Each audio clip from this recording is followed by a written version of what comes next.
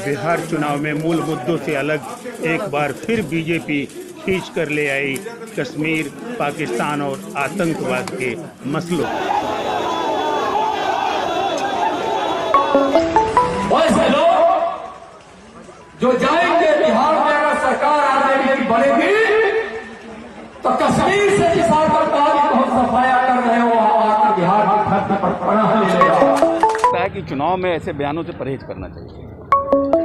राष्ट्रीय सुरक्षा के संदर्भ में बोला गया है, लेकिन मुझे लगता है इसको कोई विषय नहीं बनाया जाना चाहिए। सरकार बनती है तो पहला दस्तखत जो होगा, हस्ताक्षर जो होगा, वो 10 लाख नौजवानों को रोजगार देने का होगा।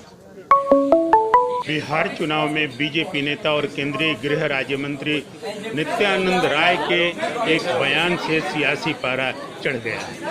नित्यानंद राय ने ये बयान दिया है कि अगर विपक्ष इस चुनाव में जीता या आरजेडी जीती तो फिर कश्मीर के आतंकवादी बिहार में पनाह पाने लगेंगे। यहाँ तक आगे बढ़कर नित्यानंद राय ने कहा कि पाकिस्तान के साथ भी विपक्ष समझौता कर सकता है। वैसे लोग जो जाएंगे बिहार में, अगर सरकार आरजेडी बनेगी तो कश्मीर से जिस आतंकवादी को हम सफाया कर रहे हो आकर बिहार की धरती पर पनाह ले लेगा। ऐसा होने नहीं देंगे।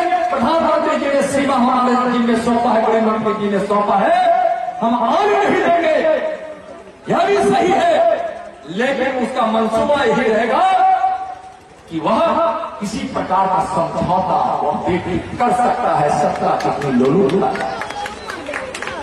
नित्यानंद राय के इस बयान के बाद इस पर तीखी प्रतिक्रिया हुई है और तीखी प्रतिक्रिया जेडीयू कैंप से भी आई है। जेडीयू ने साफ तौर पर इस बयान से इत्तेफाक न रखते हुए कह दिया कि ऐसे बयान चुनाव के दरमियान नहीं दिया जाना चाहिए, जबकि जेडीयू बीजेपी का सहयोगी दल है और एनडीए का सीएम पे हिस्सा भरोसा है, नीतीश जी के चेहरे पे भरोसा है और नीतीश जी के चेहरे पे उम्मीद है। इसीलिए उम्मीद और भरोसा पर लोग वोट करेंगे नीतीश कुमार। सर, नित्यानंद राय ने एक बयान दिया है कि अगर बिहार में आरजेडी की सरकार आ जाती है तो कश्मीर बन जाएगी। इस तरह का बयान का मतलब क्या समझा जाए?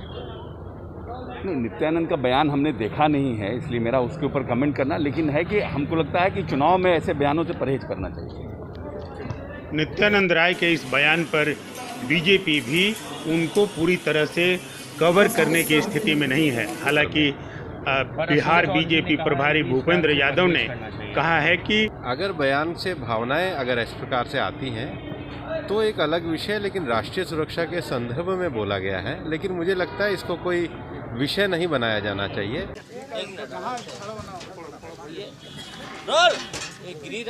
लेकिन नेता प्रतिपक्ष तेजस्वी यादव ने इशारा कर दिया कि बीजेपी जिस तरीके से इस चुनाव में भी सांप्रदायिकता या हिंदुस्तान पाकिस्तान करना चाह रही है, विपक्ष इस मूड में नहीं है कि मुद्दों को छोड़ा जाए। बिहार का मुद्दा क्या है, ये स्पष्ट तौर पर तेजस्वी ने साफ कर दिया। आज राघोपुर से हम नामांकन भरने जा रहे हैं। सरकार बनती है तो पहला दस्तखत जो होगा, हस्ताक्षर जो होगा, वो 10 लाख नौजवानों को रोजगार देने का होगा, जो कि स्थायी होगा, सरकारी होगा। दूसरी बात मैं ये कहना चाहता हूँ कि बड़े लंबे अरसे से कि समान काम समान वेतन को लेकर के जो नियोजित शिक्षकों की लंबे अरसे से मांग रही है, लड़ाई रही है, उसको हम लोग पूरा करेंगे। बयानों के तीर आगे भी चलेंगे। बात रही बीजेपी और जेडीयू की, तो बीजेपी अपने राष्ट्रवाद और राष्ट्र सुरक्षा का मुद्दा इस चुनाव में भी नहीं छोड़ना चाह रहा है, जबकि जेडीयू अपने विकास के एजेंडे के सवाल पर चुनाव लड़ना चाह रही है। ऐसे में देखना दिलचस्प ये होगा कि चुनाव आते आते बीजेपी और जेडीयू के बीच बयानों को लेकर के हो रही तकरार कहीं हार में न बदल।